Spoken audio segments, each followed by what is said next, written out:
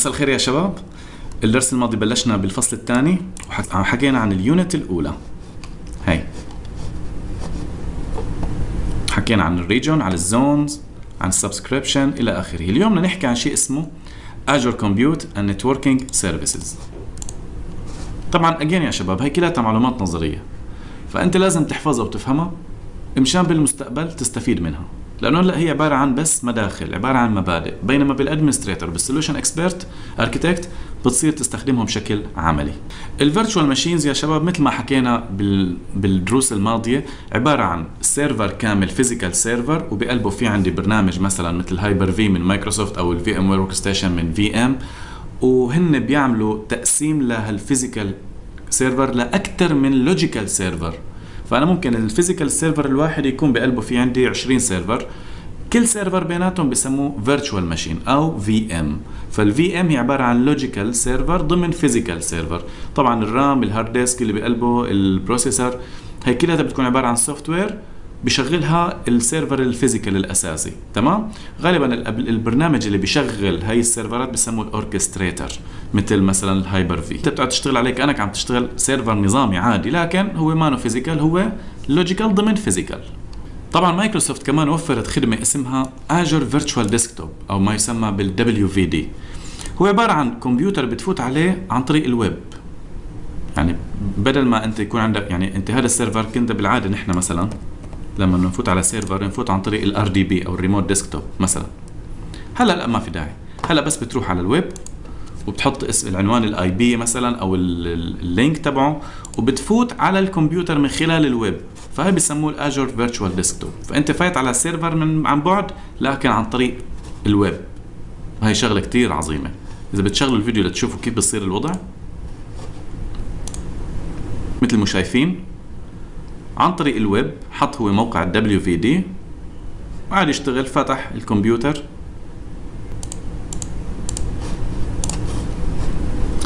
كمان مايكروسوفت في عندها شيء اسمه كونتينرز.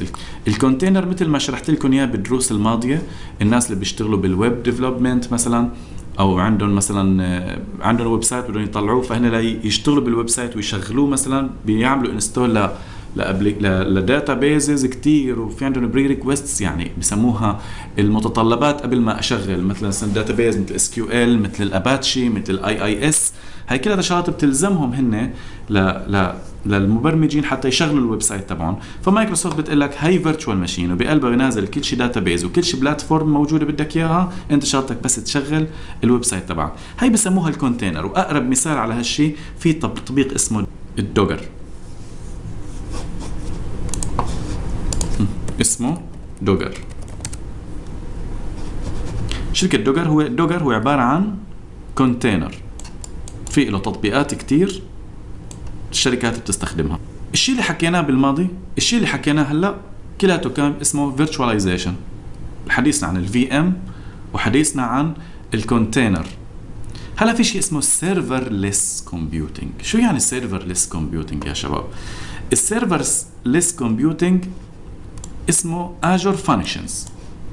Azure Functions بمعنى، خلينا نقول انه انت مبرمج وانت بحاجه لفانكشن صغيره، مانك مضطر لسيرفر كبير او مانك مضطر لفيرتشوال ماشين ضخمه. انت بدك يا دوب يعني فانكشن صغيره. اقرب مثال على هذا الموضوع مثلا بالسوشيال ميديا، لما بتيجي تكتب بوست معين وبتضغط بوست، فهي عباره عن فانكشن.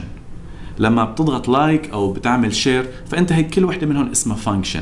احيانا انت بيكون بس بدك سيرفر ينفذ هالفانكشن، فما في داعي انت يكون عندك سيرفر كامل بكامل العداد تبعه بكامل الكاباسيتي تبعته. لا كمان انت هذا بالشيء بده يكون على حساب الكوست. انت بيكون بدك يعني شيء يمشي لك فانكشن صغيره. ففي مايكروسوفت عندها شيء اسمه سيرفرلس كومبيوتنج اللي بتعطيك هالامكانيه. طبعا الناس اللي بيشتغلوا بالباك اند، بالديفلوبمنت، بالبروجرامرز بيفهموا علي اكثر بهي القصه، انه احيانا هو بيكون بده مثلا شغله تنفذ له كود معين او تنفذ له سكريبت معين، فهو بحاجه لفانكشن صغيره، ما بحاجه انه يستثمر سيرفر كامل مشان هذا الموضوع. فمايكروسوفت بتعطيك هذا الاوبشن. طبعا هون عم يحكوا عن الاجر اب سيرفيس اللي هي المثال اللي ضربت لكم اياه على موضوع الويب ديفلوبمنت عن طريق الابلكيشن. عندهم شيء اسمه الويب ابس، عندهم الويب اي بي اي ابس، انت فيك مثلا تروح تجيب تطبيق موبايل وتحطه على مايكروسوفت كاستضافة، فيك تجيب موقع الكتروني. يعني في ميزات كتير بهذا الموضوع. عندنا الويب ابس، عندنا الاي بي اي ابس، عندنا الويب جابس، عندنا الموبايل ابس. هي كلها انت بس شغلتها انه انت تقدر تاخذ الابلكيشن او الويب سايت تبعك وتحطه على مايكروسوفت، لانه مايكروسوفت بتجهز لك بلاتفورم جاهزه لاستقبال هذا الشيء اللي هي الباس. هلا في عندي شيء اسمه Azure Virtual Networking. Azure Virtual Networking. الAzure Virtual Networking هي يعني انت هلا شبكت مع Azure، طلعت على مايكروسوفت. طب شو الشيء اللي بينظم الامور بينك وبين مايكروسوفت؟ في شبكه بيناتكم، في كونكشن. انت من جهتك عندك ASP اللي هو مزود خدمه الانترنت، وهن عندهم شبكه تبعهم. فحتى تشبك معهم انت وتكون كونكتد معهم طول الوقت لازم الموضوع يكون منظم. فمايكروسوفت عندها شيء اسمه Azure Virtual Network اللي هي عباره عن Virtual Network بتكون تربط الكلاينت بالسيرفيس بروفايدر، يعني تربط شركتك مع مايكروسوفت. هاي الآجر فيرتشوال نتورك في إلها ميزات كتير. أول شيء أن هي isolation and segmentation، بمعنى أن الشبكة اللي بتربطها مايكروسوفت مع X معين من الناس بتكون معزولة ومنفصلة عن شبكة تانية بتربطها مع زبون آخر اسمه Y. طبعا هذا الشيء كله بصير عن طريق الانترنت، يعني ما في بيانات شركة تتداخل مع بيانات شركة تانية موجودة ضمن مايكروسوفت. ما عندي أنا داتا خاصة بالشركة X تكون متداخلة مع بيانات على شركة واي. يمكن يكون على نفس السيرفر أو على نفس الداتا سنتر، لكن مايكروسوفت بسبب النتورك، بسبب الفيرتشوال نتورك فاصلتهم عن بعض. تمام؟ في عندي شيء اسمه الراوت نتورك ترافيك، يعني مايكروسوفت عم تربط نفسها مع الزباين تبعتها عن طريق مزودات خدمة الانترنت. فانت عم نحكي على دول متعدده، ممكن الشركه يكون عندها افرع متعدده حول العالم. طب كيف بصير هذا الكلام؟ كيف بنصير نربط نحن بين دوله ودوله وبين مايكروسوفت وفروع الكلاينتس اللي عندها؟ عن طريق الراوتينج. في عندي بروتوكول اسمه البي جي بي. الناس اللي دارسين نتورك بيعرفوا شو عم بحكي عن، بيعرفوا هذا البروتوكول كيف بيربط البرانشز مع بعضها. في عندي شيء اسمه الاجور في بي ان جيت واي، في عندي شيء اسمه اجور راوت سيرفرز، اجور اكسبريس راوتينج. هي كلها عباره عن راوتينج سيرفيسز عشان موضوع الربط بالنتورك يكون مهم. طبعا النتوركينج عن طريق الاجور شيء كتير عظيم، ما هو شيء سهل ابدا، شيء كتير ضخم. ففي عندي كمان شيء اسمه الفلتر نتورك ترافيك. اختصار، انت لما بيكون عندك اون بريم نتورك حكينا انه انت بتحط نتورك، بتحط فاير وول مشان الفاير وول ينظم لك الترافيك اللي عم تفوت من الشركه، اللي عم تطلع من الشركه واللي عم تفوت عليها. فكمان نفس الامر لما بيكون انت شركتك موجوده على اجر فيها كمان فلتر. هذا الفلتر انت بتنظم دخول البيانات وخروجها منه عن طريق رول معينه. مثلا ممنوع الموظف يحمل فيديو مثلا اكثر من 100 ميجا، على مثال بسيط، يعني يمكن ما يكون مثال بسيط. فانت بترسم رول معينه انه اي موظف من هذا الديبارتمنت اذا بده يرفع فيلم او يعمل داونلود لفيلم ما يكون اكثر من 100 ميجا، اذا 100 ميجا بتعطيه اكسس دينايد مثلا. هي رول. تمام.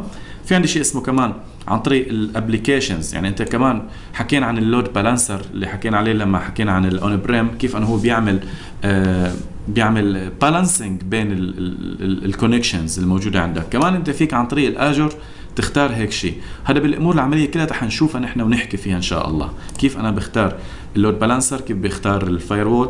وطبعا انت مانك مقيد بس من مايكروسوفت تاخذ، لانه مايكروسوفت عندها ماركت مثل جوجل بلاي او مثل الاب ستور، فيك تشتري من قلبها، يعني فيك تستاجر مكونات من قلبها وتستخدمها. طبعا ممكن تكون لشركات تانية مثل فورتيجيت مثل بالو التو، هاي كلها فاير وولز من مايكروسوفت. تمام. طبعا في عندي شيء اسمه الفي بي ان جيت واي. الفي بي ان جيت واي مثلا هذا اكثر شيء ناس بلشت تستخدمه من بعد كورونا، من بعد كوفيد 19، لما صارت الشركات ورك فروم هوم. فصار في الشركه بتقول لك انا بدي اخلي اليوزرز تبعاتي يشتغلوا من البيت، فعملوا شيء اسمه الفي بي ان جيت واي اللي هو بيوصل الشركه مع الموظفين اللي فيها عن طريق فيرتشوال برايفت نتورك.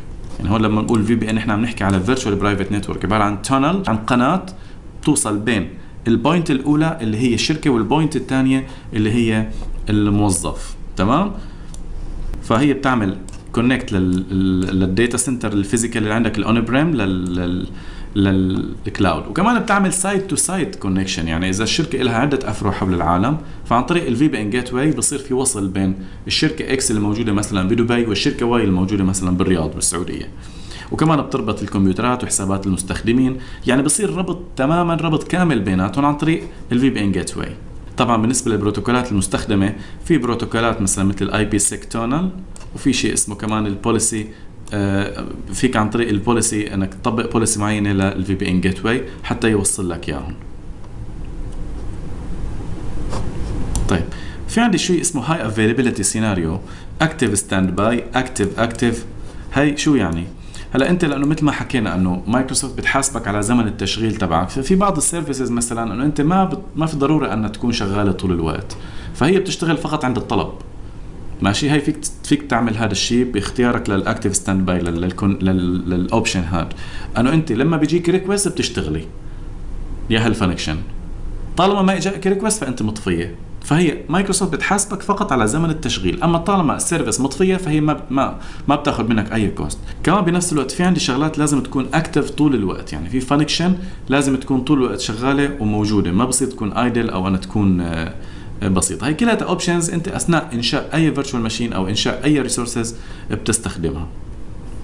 في شيء اسمه الاكسبريس راوت فيل اوفر، بمعنى انه انت مثلا في طريق بين مايكروسوفت واكس معين من الشركات عن طريق هالدوله، لنفرض صار في مشكله بهذا الخط او صار في ترافيك عليه، فهي بتاخذك من دوله ثانيه او من مسار ثاني. في عندنا شيء اسمه الزون ريدندنت جيت واي، بمعنى انه مثل ما شرحنا بالدروس الماضيه كيف الزونز بتكون موصوله مع بعضها، فكمان توزيع الحمل بيناتهم، توزيع الترافيك حتى يكون الموضوع متوازن بيناتهم امر ضروري جدا. فآجر بوفر لك هي الميزه. الآجر اكسبريس راوت مثل ما حكينا بيربط فروعة مايكروسوفت كلها مع بعض، بيربط الزونات كلها مع بعض، ممكن يكون ضمن زون، ضمن دولة، ضمن قارة، ضمن العالم كله. فالاكسبريس راوت هو اللي بيعطيك هي الميزات، وعن طريق بروتوكولات الربط اللي هي البي جي بي وغيره. لذلك لما نحن حكينا انه انت فيك تستخدم الكلاود من اي زمان وباي مكان، لذلك الكلاود بتعطيك الاوبشن انه انت تفتح انك تشتغل على الريسورسز تبعتك من اي مكان وزمان ومن اي موقع جغرافي. ليش؟ لانه كلها الامور مربوطه مع بعضها. في عندي شيء اسمه الاجر دي ان اس. دي ان اس هي الدومين نيم سيرفيس ريزولوشن. فانا مثلا كاتب هلا google.com، جوجل هو عباره عن نيم، بس شو الاي بي تبعه؟ في شيء اسمه الدي ان اس هو اللي بيحول بين الاي بي وبين الالياس او النيم. انا ما فيني احفظ الاي بي تبع جوجل، ما بعرفه اصلا، ولا فيني احفظه. ما فيني احفظ مثلا 10.5.13.1، لا انا بحفظ الاسم. فالدي ان اس هو اللي بيعمل ريزولوشن. تقريبا الدي ان اس هو الروح تبع اي شبكه. طالما الدي ان اس مو موجود عندك بالشبكه مستحيل جهاز يتصل بجهاز ثاني. فمايكروسوفت كمان عندها الدي ان اس اللي بتخلي الريسورسز تبعتك يكون فيها ريزولوشن بين الاي بي ادرس اللي فيها وبين اسمها، اللي انت ممكن تسميه حسب شركتك شو هي. وطبعا مثل ما حكينا الموضوع ايزوليتد، يعني معزول بين شركه وشركه ثانيه. الفوائد الدي ان اس تبع اجر مثل ما حكينا الوثوقيه والاداء العالي، السكيورتي العالي، سهل الاستخدام، وهو كمان كاستمايزبل، يعني مخصص فيك انت تعمله تخصيص حسب الشبكات اللي عندك اياها. وكمان في عندك انت الالياس ريكوردز اللي حكيت لكم عليه مثلا جوجل وما الى هنالك. خلينا نعمل نولج تشيك. معنا السؤال، انا جاوبت لكم على السؤال مشان تطلع لكم الجواب الصح، مشان تفهموا الفكره علي اكثر. حكينا انه الزون الوحده فيها اكثر من داتا سنتر، فاذا في واحد من الداتا سنتر عم يصير عليه ابديتس او صار فولت او خرب مثلا وقع، فالداتا سنتر الثاني بيشيله. فالافيلابيلتي هي اسمها افيلابيلتي سيت او افيلابيلتي زون. availability set او availability zone. ما عندي شيء اسمه scale set ولا عندي شيء اسمه update sets، هي اسمها availability set او availability zone اللي متاخذه من كلمه high availability. والاجر فيرتشوال ديسكتوب هو اللي حكينا عليه، انه مايكروسوفت بتعطيك ويب انترفيس لتقدر تفوت من خلاله على كمبيوترات هي بتكون موجوده عندها كسيرفرز، لكن انت بتفوت عليها عن طريق الويب، فهي بسموها الاجر فيرتشوال ديسكتوب او ما يسمى WVD Windows Virtual Desktop Only كمان. يلا نشوفكم بالدرس الجاي يا شباب، حياكم الله.